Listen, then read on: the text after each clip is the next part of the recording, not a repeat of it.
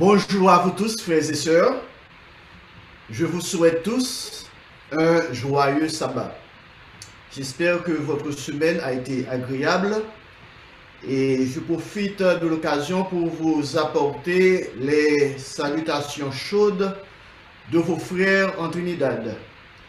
Et je dois vous dire que les Trinidadiens sont vraiment énergétiques, ils ont beaucoup d'énergie, beaucoup de chaleur et beaucoup de couleurs.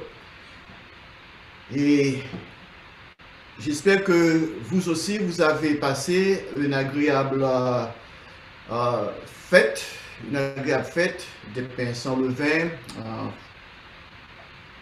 une joyeuse Pâques. Et c'est un grand privilège d'être avec vous ce matin. C'est un vrai bonheur de pouvoir vous saluer, de pouvoir vous parler, d'être avec vous, même si on ne se voit pas, je ne vous vois pas, mais je sais que là où vous êtes, vous me voyez. Et bon, le titre de mon sermon ce matin, c'est « Dieu prépare une couronne pour tous les membres de son corps ». Dieu prépare une couronne pour tous les futurs membres de sa famille. Et j'aimerais prendre du temps pour remercier M. Gigné pour sa sermonnette. Il y a beaucoup de points que M. Gigné a révélé dans sa sermonnette que bon, c'était planifié pour mon sermon. Et Dieu, le chef suprême de l'univers, nous a appelés et il nous a fait des promesses. Et l'une de ces promesses, c'est qu'un jour, nous serons membres de sa famille. Lorsque nous pensons à une personne de la famille royale qui possède la couronne d'État impérial, la famille royale et la reine Élisabeth nous viennent immédiatement à l'esprit. Cette magnifique couronne en or, argent et platine est ornée de 2868 diamants. Elle comporte également 273 perles, 17 saphirs, 11 émeraudes et 5 rubis. La couronne impériale contient également une variété de pierres précieuses. Frères, chaque jour nous devons nous rappeler le but de notre appel. Et nous devons nous rappeler ce que nous sommes. Dieu nous a appelés non pour joindre un club social, mais nous sommes en train d'être entraînés afin de remplir une tâche bien précise dans un avenir proche. Que sommes-nous? Reportons-nous maintenant à 1 Pierre au chapitre 2, lisons les versets 4 à 9. 1 Pierre au chapitre 2, verset 4. Approchez-vous de lui, pierre vivante, rejetée par les hommes, mais choisie et précieuse devant Dieu. Et vous-même, comme des pierres vivantes, édifiez-vous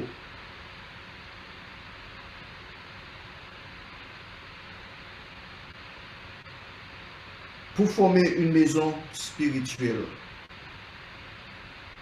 agréable à Dieu par Jésus-Christ. Chers frères et sœurs, c'est ce que nous sommes. Et nous poursuivons, je poursuis. Au verset 6. Car il est dit dans l'Écriture, voici je mets en Sion une pierre angulaire, choisie et précieuse. Et celui qui croit en elle ne sera point confus. Verset 7. L'honneur est donc pour vous qui croyez. Mais pour les incrédules, la pierre qu'ont rejetée ceux qui bâtissaient est devenue la principale de l'angle et une pierre d'achoppement et un rocher de scandale. Verset 8. Ils s'y heurtent pour n'avoir pas cru à la parole. Et c'est à cela qu'ils sont destinés. Mais vous, au contraire, vous êtes une race élue, un sacerdoce royal, une nation sainte, un peuple acquis, afin que vous annonciez les vertus de celui qui vous a appelé des ténèbres à son admirable lumière. Chers frères et sœurs, de ce que nous sommes une race sacerdotale, nous sommes un peuple acquis, nous sommes une nation sainte, afin que nous puissions devenir des victimes spirituelles, agréables à Dieu, par Jésus-Christ.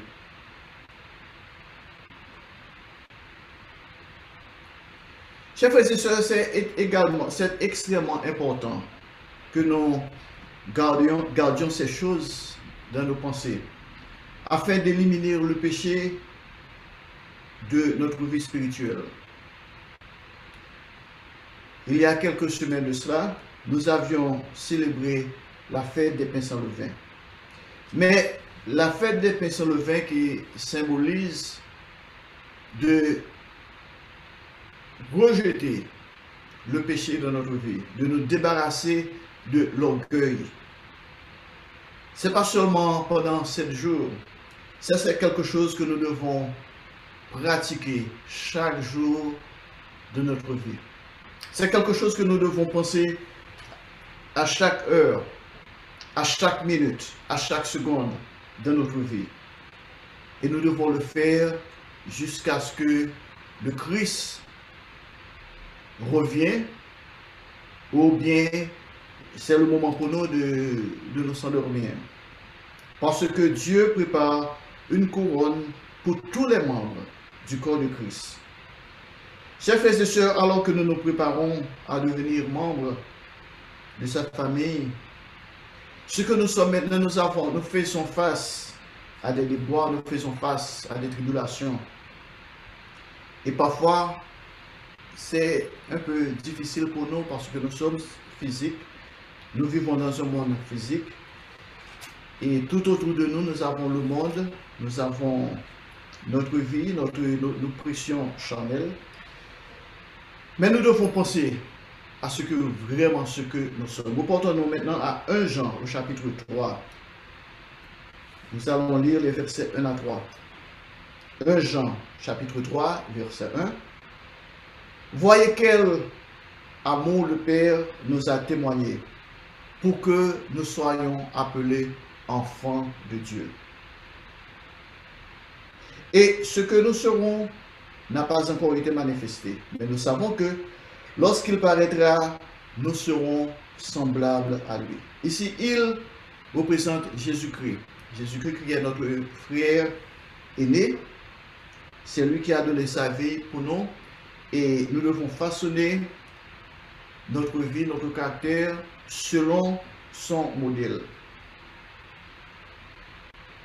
Il dit, parce que lorsqu'il paraîtra, nous serons semblables à lui, parce que nous le verrons tel qu'il est. Et au verset 3, quiconque a cette espérance en lui se purifie comme lui-même est pur.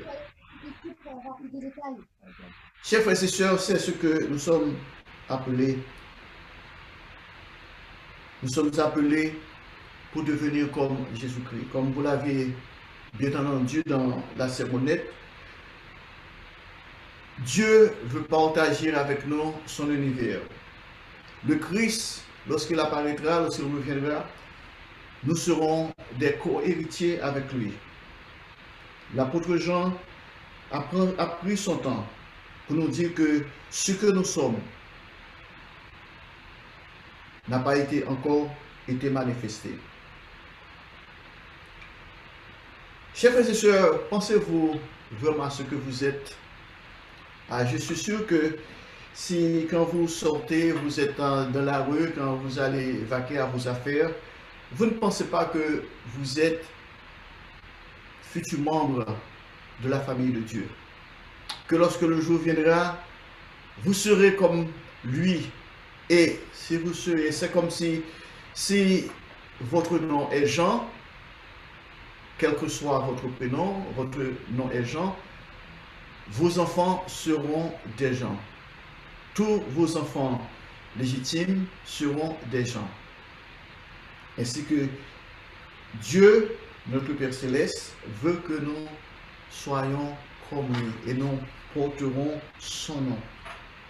Et comme je vous ai dit au début du sermon, Dieu est en train de préparer une couronne pour les futurs membres de sa famille. Mais pour recevoir cette belle couronne, nous devons garder les commandements de Dieu. Nous devons continuer à éliminer le péché de nos vies, construire notre caractère et endurer jusqu'à la fin. On ne peut pas se lasser, on ne peut pas abandonner, il faut pouvoir continuer, malgré les peines, malgré les souffrances que nous faisons face chaque jour dans notre vie. Reportons-nous à Romains au chapitre 8, verset 18. Romains chapitre 8, dans Romains chapitre 8, verset 18, nous encourage à continuer, à regarder sur le futur, non sur le moment présent, non sur ce qui se passe autour de nous. Nous devons nous converger sur l'avenir. Romains chapitre 8, verset 18. J'estime que les souffrances du temps présent ne sauraient être comparées à la gloire à venir qui sera révélée pour nous. Au verset 19. Aussi la création attend-elle avec un ardent désir la révélation des fils de Dieu.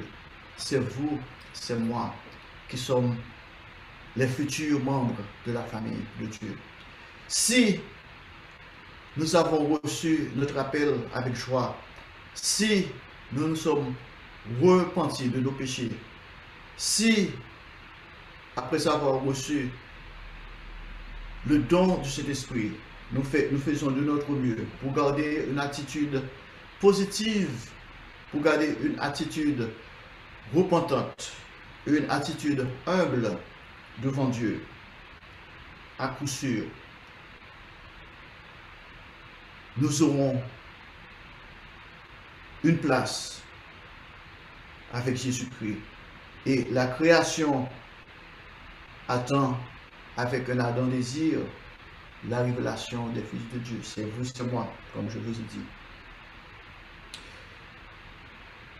Reportons-nous maintenant à Apocalypse au chapitre 1, verset 6. Apocalypse au chapitre 1, verset 6. Maintenant, c'est ce même Jésus-Christ, notre frère aîné, qui nous a aidés, qui a donné sa vie pour nos péchés, qui a payé l'amende de nos péchés. Et c'est lui maintenant qui nous a fait cette promesse. Et on peut commencer au verset 5. De la part de Jésus-Christ, le témoin fidèle, le premier-né des morts et le prince des rois de la terre, à celui qui nous aime, qui nous a délivrés de nos péchés par son sang, et qui a fait de nous un royaume des sacrificateurs pour Dieu, son Père. À lui soit la gloire et la puissance au siècle des siècles. Amen. La Bible ne donne pas beaucoup de détails sur la couronne que Dieu prépare pour chaque membre du corps du Christ, mais elle a mis l'accent sur ce que nous devons faire pour régner avec Jésus-Christ. Donc, ce matin, je vais utiliser une analogie pour vous aider à comprendre l'importance de pratiquer la justice, l'importance de continuer notre trajectoire, sur notre trajectoire jusqu'à la fin, de voir le plan de Dieu, de nous converger sur le grand tableau, le grand plan de Dieu. Veuillez vous reporter à Jacques au chapitre 1, verset 12. Jacques au chapitre 1, verset 12.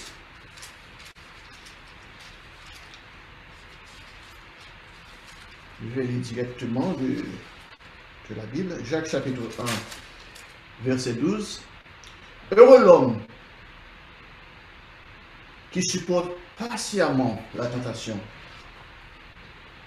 car après avoir été éprouvé, il recevra la couronne de vie que le Seigneur a promis à ceux qui l'aiment.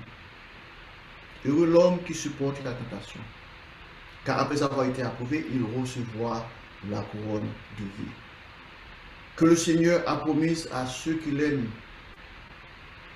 Chers frères et sœurs, alors que vous continuez à vous examiner quotidiennement, vous devez vous demander, est-ce que vraiment j'aime Dieu et son mode de vie du fond de mon cœur?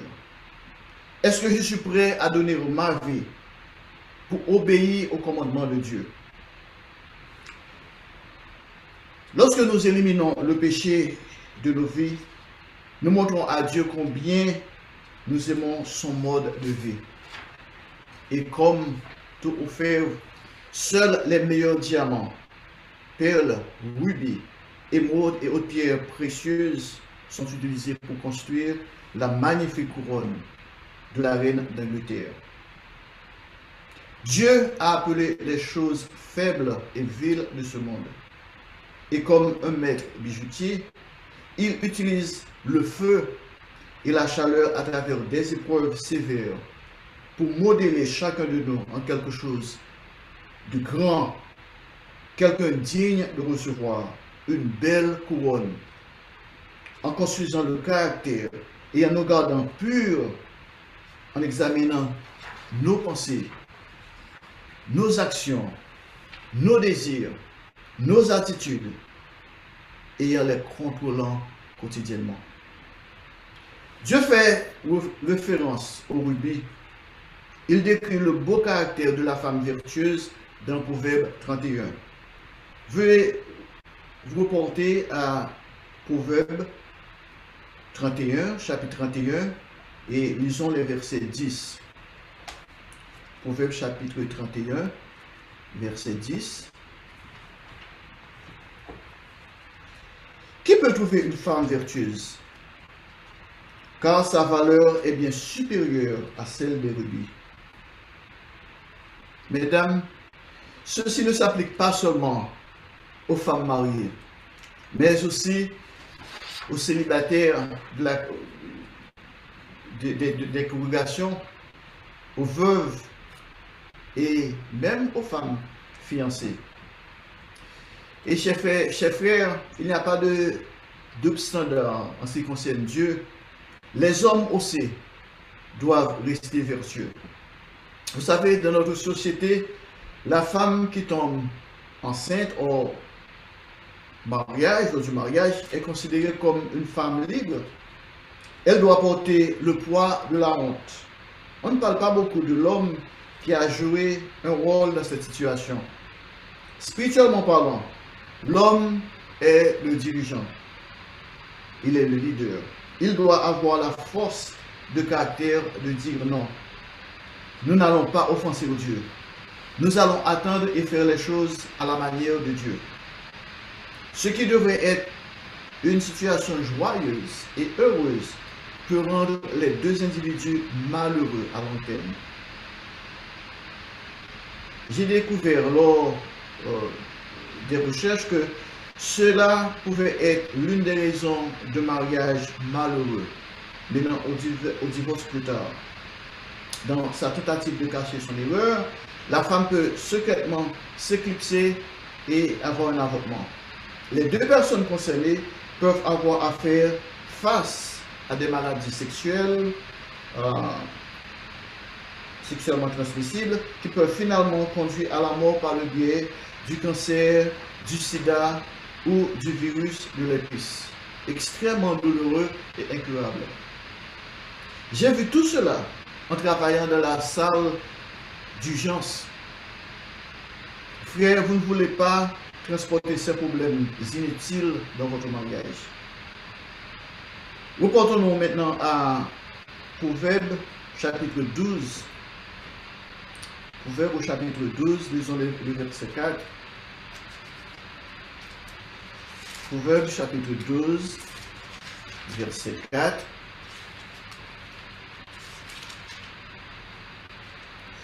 Une femme vertueuse est la couronne de son mari, mais celle qui fait honte est comme la carie de ses os. Chers frères et sœurs, Dieu a créé le mariage et la famille. Et plus que tout être dans l'univers, il sait ce qu'il faut pour construire, pour avoir un mariage heureux. C'est pourquoi Dieu nous demande de mettre le péché hors de notre vie. Et non seulement pendant les jours des pains sans levain, mais pendant toute notre vie. Parce que Dieu est comme un cher parent pour nous. Et aucun parent vraiment veut avoir ses enfants souffrir. Quelqu'un qui aime ses enfants ne veut pas les voir souffrir. Parfois, l'adversaire veut nous faire savoir que Dieu est un Dieu vraiment trop sévère et que Dieu veut que nous ayons une vie misérable. Alors, chers frères et sœurs, c'est du mensonge. Dieu veut que vous et moi soyons heureux. Le Christ a dit, je suis venu afin que mes brebis soient dans l'abondance. Et abondamment. Dieu veut que nous ayons l'abondance, la joie, le bonheur. Et je vous encourage, chers frères et sœurs, à aller attentivement au Proverbe 31 dans le cadre d'une étude biblique. Prenez votre temps et lisez, étudiez Proverbe 31. En lisant une analogie, je vais utiliser le caractère comme les diamants et les autres pierres précieuses que Dieu pourra utiliser pour concevoir et créer une belle couronne de beauté pour vous. Rappelez-vous l'analogie. La couronne est spirituelle et elle est faite à partir du caractère. En raison de son caractère exceptionnel de la femme vertueuse de Proverbe 31, c'est grâce à son caractère que Dieu peut utiliser des diamants, des rubis et d'autres pierres précieuses pour concevoir sa couronne de gloire spirituelle qu'elle recevra si elle est fidèle et continue à développer son caractère jusqu'à la fin.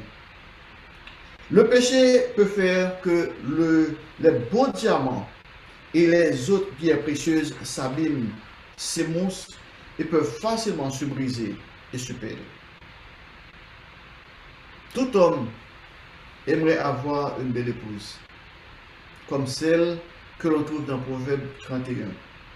Mais rappelez-vous, chers frères, que vous aussi devez vous garder digne d'être béni par Dieu, comme une bonne épouse. Veuillez consulter le chapitre 19 des Proverbes. Nous portons à Proverbe chapitre 19. Nous allons lire le verset 14. Proverbe 19, verset 14. On peut hériter de ses pères une maison et des richesses, mais une femme intelligente est un don de l'Éternel. Et vous, messieurs, vous qui êtes mariés, vous qui avez une femme intelligente, vous pouvez partager ça. Et parce que ça, c'est un don de Dieu. C'est Dieu qui vous donne, c'est Dieu qui nous donne une femme intelligente, une femme qui nous comprend, une femme qui est prête à partager sa vie avec nous, qui est prête à nous aider. Vous savez, dans notre société actuelle, les hommes méprisent les autres hommes qui ne sont pas sexuellement actifs. Même certaines femmes méprisent les hommes qu'elles découvrent qui sont vierges. Mais comment Dieu considère-t-il ce type de comportement? Reportons-nous à 1 Corinthiens au chapitre 6. 1 Corinthiens au chapitre 6, nous allons lire le verset 18. 1 Corinthiens 6, 18. Et je lis.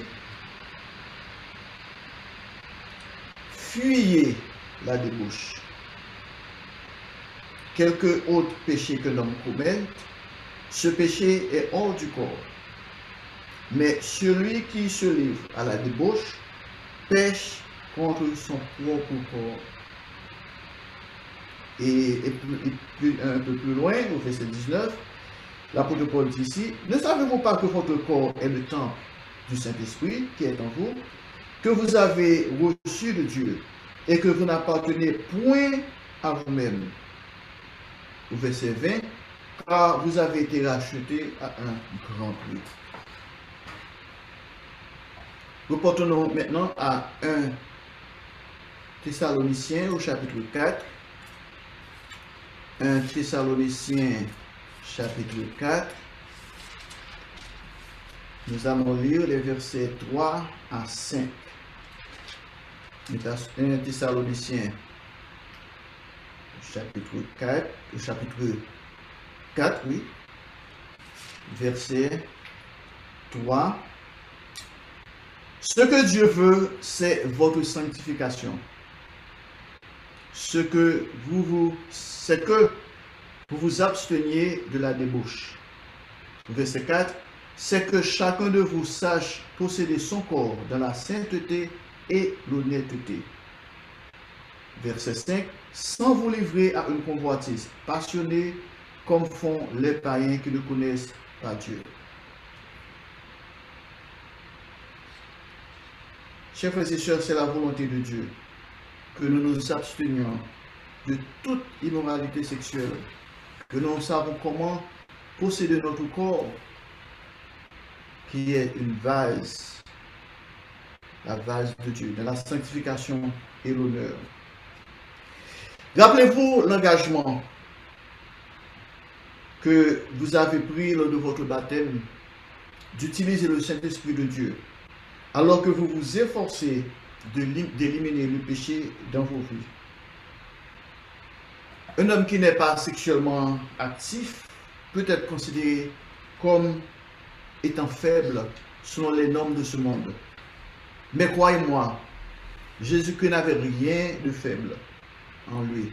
C'est son caractère, et son caractère seul qui nous donne la force de supporter toutes choses. Jésus-Christ a été persécuté à bien des égards, et il comprend donc mieux que quiconque ce que l'on ressent lorsqu'on se fait insulter, rabaisser, maltraiter, non seulement mentalement et émotionnellement, et même cracher dessus. Reportons-nous à Matthieu chapitre 26, verset 67. Au Matthieu 26, verset 67. Vous savez, parfois, quand nous faisons face à des épreuves, nous pensons que nous sommes les seuls. C'est facile de dire que bon, on est maltraité, on utilise des préjugés contre nous, on s'apitoie sur son sort. Mais le Christ a beaucoup subi. Il a été maltraité. Nous voyons ça dans Matthieu chapitre 6, Matthieu 26, verset 67. Là-dessus, ils lui crachèrent au visage et lui donnèrent des coups de poing et des soufflets en disant, au verset 68, Christ prophétise, dis-nous qui t'a frappé. Vous voyez, il n'avait aucun respect pour le Christ Jésus-Christ, alors que Jésus-Christ, c'est lui qui a tout créé avec son papa. Le monde existe par lui. Et nous voyons ce même récit dans Marc au chapitre 15, verset 19. Marc au chapitre 15, verset 19. Et il lui frappait la tête avec un roseau, crachait sur lui, et fléchissant les genoux, il se prosternait devant lui.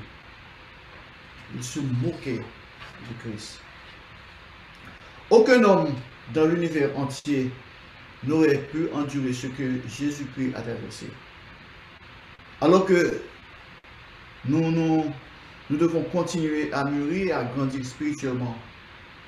Nous voulons devenir comme lui chaque jour de notre vie. Apprendre plus sa sagesse. Chers frères et sœurs, nous devons étudier assidûment la Bible. Nous devons faire de notre mieux pour développer le caractère saint et parfait de Jésus-Christ. Je ne sais pas ce que ressentent les autres, mais j'admire vraiment Jésus-Christ.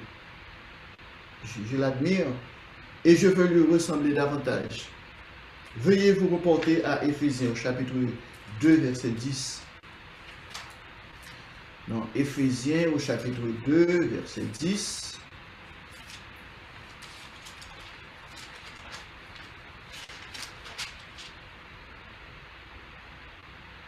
Car nous sommes son ouvrage et a été créé en Jésus-Christ pour de bonnes œuvres que Dieu a préparées d'avance afin que nous les pratiquions. Nous devons développer en nous l'attitude que Jésus-Christ a déployée pendant toute sa vie, pendant toute sa carrière. Et on parle de force de caractère. Jésus-Christ était capable de pardonner ses ennemis. Et vous, chers frères et sœurs, épouses, avez-vous pardonné vos maris pour les petites erreurs d'inattention qu'ils commettent? Comme le dit le vieil adage, n'allez pas au lit en colère. Et vous, mari, pardonnez-vous votre femme les nombreuses erreurs qu'elle commet au quotidien? Vous mettez-vous tous les deux à genoux pour crier à Dieu et lui demander de continuer à bénir votre époux? Si vous êtes un homme, de bénir votre femme, et vous êtes une femme, de bénir votre mari. Demandez-vous à Dieu de sonder votre cœur pour vous assurer, pour vous aider à voir vos faiblesses, à vous assurer qu'il n'y a pas un brin de haine, aucune racine d'amertume dans votre cœur. Demandez-vous à Dieu chaque jour de vous purifier, de vous aider à vous voir comme vous êtes, comme vous l'êtes spirituellement. De vous regarder, de vous examiner, sans regarder les fautes de votre conjoint. Vous savez, chers frères et sœurs, il est plus facile pour chacun de nous de scrutiner les autres, de voir les fautes chez les autres. Alors que pour nous, nous avons ce sentiment d'être juste, nous sommes justes à nos propres yeux. Vous savez, chers frères et sœurs, seulement vous pouvez vous examiner vous-même. Je ne peux pas vous voir, je ne peux pas examiner votre cœur. Seul Dieu, c'est Dieu qui sonde les cœurs et les reins. Parfois, on peut regarder quelqu'un, on peut faire des idées, on peut avoir des sentiments, mais c'est tout. On est vraiment là, on est borné. Il y a des gens qui pensent qu'ils peuvent examiner les autres. Il y a maintenant des gens qui, par exemple, même en regardant quelqu'un, il vous dit ce qu'il pense de cette personne. Alors que seul Dieu, selon la Bible, Dieu dit, c'est moi qui sonde les cœurs et les reins. Et nous devons prendre garde à nous-mêmes. Et là, de ne pas juger les uns les autres. On ne peut pas changer les autres. On peut changer nous-mêmes. On peut travailler sur ses faiblesses, on peut travailler euh, sur, sur nos fautes, mais on ne peut pas changer les autres. Et parfois, on peut penser que on peut juger, on peut se moquer de Dieu. Il y a des gens qui a des faux semblants. Et des faux semblants, comme je vous ai dit tout à l'heure, qui sont justes à leur propre Dieu. Mais nous devons garder cela dans nos pensées. Retournons à Galates. Galates chapitre 6, verset 7. Galates chapitre 6, verset 7. Ne vous y trompez pas. On ne se moque pas de Dieu. Ce qu'un homme aura semé, il le moissonnera aussi. Verset 8. Celui qui sème pour sa chair moissonnera de la chair la corruption. Mais celui qui sème pour l'esprit moissonnera de l'esprit la vie éternelle. Et il ajoute au verset 9, ne nous lassons pas de faire le bien, car nous moissonnerons au temps convenable si nous ne relâchons pas. Chers frères et sœurs, je suis ici pour vous servir de toutes les manières possibles. Mais le travail, c'est un travail vraiment acharné. Le travail que nous devons, chacun de nous, doit faire pour obtenir ces beaux diamants, ces rubis, émeraudes et autres pierres précieuses de cette belle couronne spirituelle que Dieu prépare pour nous. Ça n'est pas un travail facile. Le Christ lui-même nous a dit, nous devons nous efforcer d'entrer par la porte étroite, non par la grande porte, le grand chemin, parce que c'est un chemin, le chemin qui mène à la vie éternelle est un chemin vraiment étroit, un chemin qui est rocailleux, un chemin qui n'est pas facile et nous devons être violents. Et pour avoir cette couronne, pour recevoir cette couronne, chers frères et sœurs, nous devons être violents. Nous devons nous sonder notre cœur et nous devons avoir beaucoup de courage, chers frères et sœurs. Surtout quand le moment est venu d'admettre qu'on a tort. Et parfois on a fait des choses, on commet des erreurs et on a fait du tort aux autres.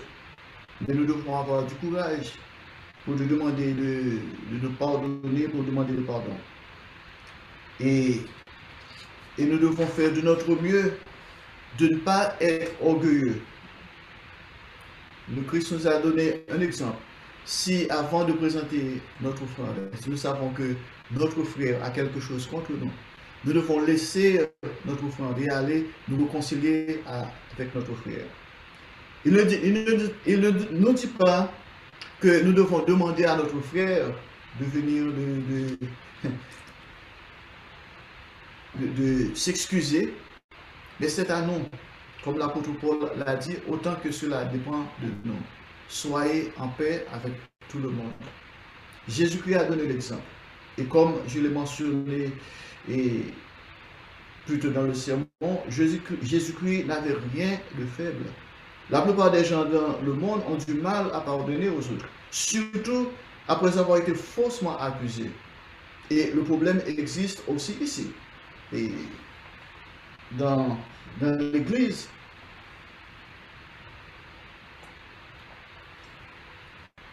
il faut du cran, de la force, de caractère, comme je l'ai mentionné plus haut, et beaucoup d'humilité et de maturité spirituelle. Si quelqu'un a une faiblesse dans ce domaine, je vous encourage à faire une étude biblique sur la vie de l'apôtre Paul. L'apôtre Paul c'est quelqu'un qui a tout laissé. Il a dit qu'il a regardé tout comme de la boue à cause de l'évangile de Dieu. Et avant son appel, avant que Dieu l'a appelé dans l'église, l'apôtre Paul avait une grande place dans la société où il vivait. C'était un homme vraiment puissant, était un homme vraiment éduqué, mais il a dit, il a regardé tout comme de la boue à cause de l'évangile. Ce chef et ses sœurs, c'est ce même apôtre Paul, après avoir tout subi, après avoir souffert dans sa vie, dans 2 Timothée au chapitre 4, verset 8, dans 2 Timothée, chapitre 4, verset 8, alors qu'il savait qu'il allait s'endormir, que c'était son moment de laisser cette vie. Il a dit dans 2 Timothée, chapitre 4, verset 8. Désormais, on peut commencer au verset 6 de Timothée chapitre 4 verset 6. Car pour moi, je sers déjà de libération et le moment de mon départ approche. C'est que ça, il savait qu'il allait mourir. Mais au verset 7, notez cela. J'ai combattu le bon combat. J'ai achevé la course, j'ai gardé la foi. Au verset 8, désormais, la couronne de justice m'est réservée. Le Seigneur, le juste juge, me la donnera dans ce jour-là. Et non seulement à moi, mais encore à tous ceux qui auront aimé son avènement. Chers frères et sœurs, c'est vraiment impératif pour vous et moi de converger nos pensées, de garder ces choses précieusement dans notre cœur. Chaque jour de savoir que nous sommes en train de combattre. Nous sommes dans un combat. Mais ce n'est pas un combat physique, mais un combat spirituel. Ça, c'est le bon combat. Le combat que Dieu nous a appelé. Lors de notre appel, après notre baptême, après avoir reçu le don du Saint-Esprit de Dieu, le processus a commencé. Vous savez, les Israélites ont laissé l'Égypte. Ils avaient laissé l'Égypte. Dieu a fait des miracles pour eux. Mais malheureusement, pour eux, il avait l'Égypte dans le cœur. Ils voyageaient avec l'Égypte dans le cœur. Voilà pourquoi à chaque moment qu'il y avait une tentation, à chaque moment qu'il y avait une épreuve, ils voulaient retourner en Égypte. Vous et moi, nous devons continuer notre course. Et ici, l'apôtre Paul a dit, il a achevé sa course, mais il a gardé la foi. Nous devons garder la foi, nous devons rester sur la trajectoire que Dieu a préparée pour nous. Nous devons avoir les yeux fixés sur le grand but. Nous devons avoir les yeux sur notre couronne. Nous devons travailler pour notre couronne. Comme l'apôtre Paul l'a dit, désormais, la couronne de justice m'est réservée. Le Seigneur, le juste juge me le donnera dans ces jours-là. Et non seulement à moi, mais encore à tous ceux qui ont aimé son avènement.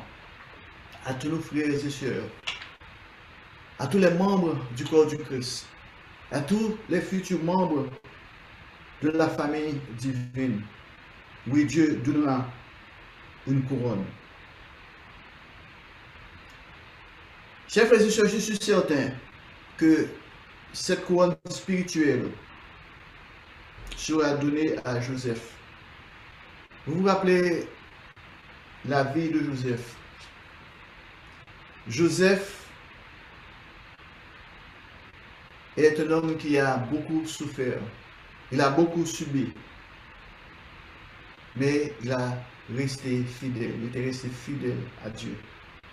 Malgré les accusations, malgré les persécutions, il avait un esprit humble. Il avait une attitude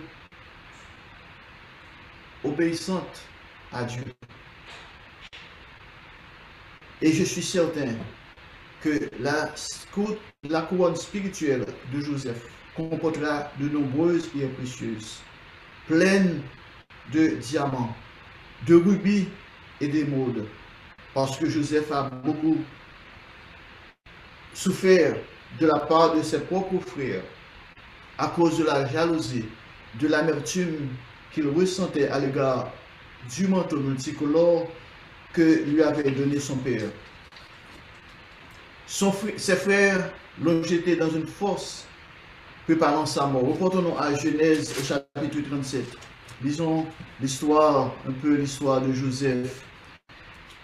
Et je vous encourage, parce que je vais lire certaines parties, pas tout le chapitre, mais je vous encouragerai à lire tout le chapitre 37 du livre de la Genèse. Genèse 37. Commençons au verset 1. Jacob demeura dans le pays de Canaan où avait séjourné son père. Voici la postérité de Jacob. Joseph, âgé de 17 ans, faisait paître le troupeau avec ses frères. Cet enfant était auprès des fils de Bila et des fils de Zilpa, femme de son père. Et Joseph rapportait à leur père le mauvais propos. Israël, c'est-à-dire Jacob, aimait Joseph plus que tous ses autres fils, parce qu'il l'avait eu dans sa vieillesse. Et il lui fit une tunique de plusieurs couleurs. Verset 4. Ses frères virent que leur père l'aimait plus que tous, et ils le prirent en haine. Ils ne pouvaient lui parler avec amitié. C'est-à-dire que, malgré que Joseph n'avait rien fait, mais la jalousie, vous savez, ça existe. Ça existe dans notre société, ça existe dans la famille, ça existe dans les congrégations. Parfois, il y a des jalousies, il y a des gens qui sont jaloux. Bon, je ne vais pas m'éterniser sur cela. Mais au lieu de tuer Joseph, ses frères ont décidé de le vendre comme esclave. En continuant du même chapitre, Genèse 37, lisons les versets 26 à 28.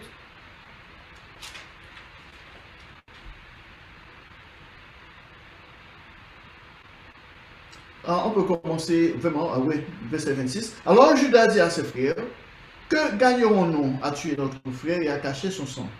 Verset 27. Venez, vendons-le aux Ismaélites et ne mettons pas la main sur lui, car il est notre frère, notre chair. Et ses frères l'écoutèrent. Verset 28. Au passage des marchands madianites, ils tirèrent et firent monter Joseph hors de la citerne.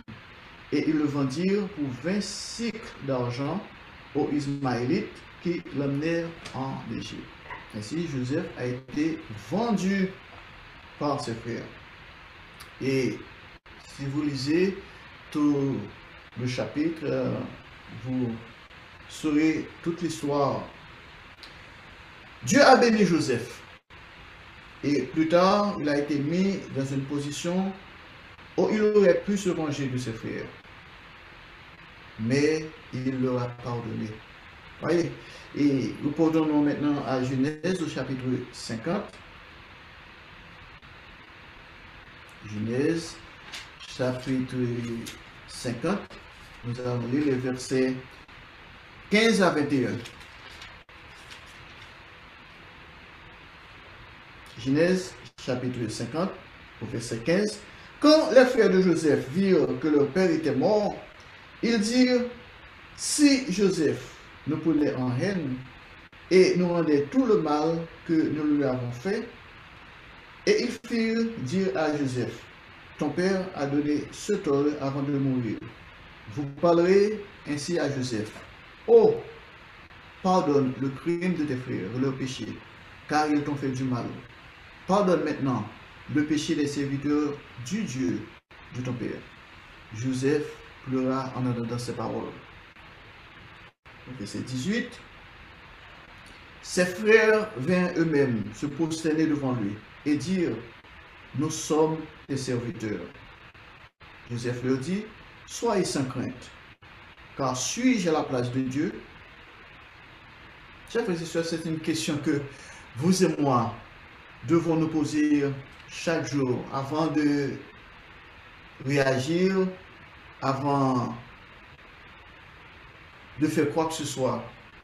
Nous devons penser que suis-je à la place de Dieu? C'est Dieu Dieu est en charge. Dieu est en charge. À lui la vengeance, à lui la rétribution. Bon, ok. Ici, Joseph, il faut voir l'attitude de Joseph.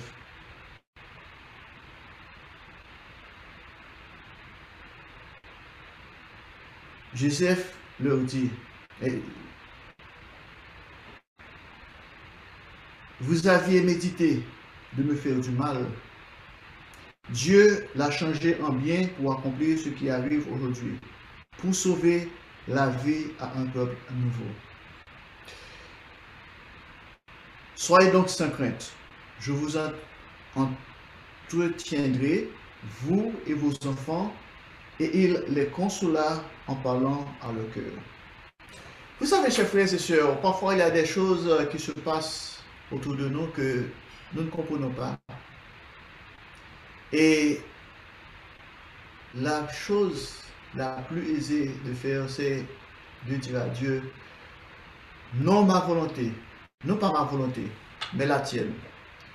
C'est vraiment important pour nous, chers frères et sœurs, de laisser à Dieu de prendre sur la course des choses, de ne pas chercher nous-mêmes à contrôler les choses. Bien sûr, Dieu nous a donné la responsabilité, Dieu nous a donné de l'intelligence pour faire certaines choses, mais nous devons toujours chercher la volonté de Dieu en toutes choses. Chers frères et sœurs, vous et moi devons prendre notre appel au sérieux. L'Église de Dieu n'est pas un club social. Dieu a un destin fixe pour nous. Si nous sommes jugés dignes, nous recevons une couronne digne de régner avec le Christ, Jésus-Christ, notre frère bien-aimé, qui est le roi des rois. Et vous et moi, nous aurons cette grande opportunité de rééduquer les nations, de changer la course des choses et de recevoir notre couronne. Mais comme je vous ai dit pendant le sermon, le chemin est rocailleux. Nous avons beaucoup à faire. Nous avons encore beaucoup de travail à faire. Quelles que soient les circonstances, quels que soient les déboires, nous devons travailler, nous devons aller vers l'avant. Et nous ne devons pas laisser à qui que ce soit de dérober notre couronne. Reportons-nous pour un dernier verset à Apocalypse au chapitre 3, verset 11. Apocalypse au chapitre 3, verset 11. Je viens bientôt. C'est le Christ qui nous parle ici. Je viens bientôt. Retiens ce que tu as, afin que personne ne prenne ta couronne. Chers frères et sœurs, travaillons. Travaillons acharnement. Travaillons durement afin que personne ne prenne notre couronne.